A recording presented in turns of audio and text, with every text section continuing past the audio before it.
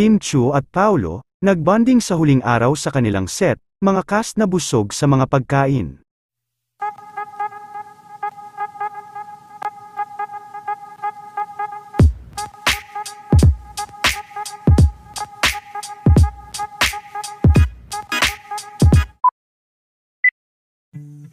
Kung kahapon nga lang ay si Angeline Quinto ang nagpaletsyon sa set ng What's Wrong with Secretary Kim, ay ngayong araw naman sa kanilang last day sa shooting, ay si Kim Chiu naman ang nagpakain at nagpamerienda sa kanilang mga kasama ngayong araw.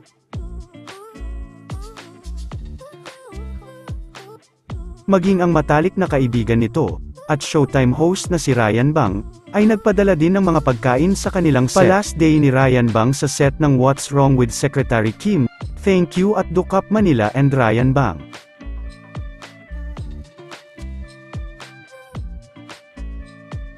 Maging ang mga fans nila Kim at Paolo, ay talagang nag-effort din at nagpakain sa kanilang set.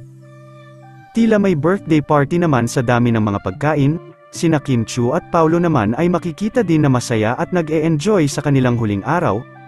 Panigurado rin na mamimiss nila ang isa't isa. Hindi rin nakalimutan ng mga staff at ng direktor ng What's Wrong with Secretary Kim na magpasalamat sa kanya.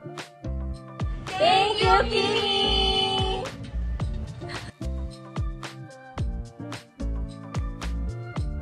Trending din naman ngayon sila Vice at Ayon, at hindi rin sila makapaniwala na sila ang magwawagi bilang power couple ng Push Awards.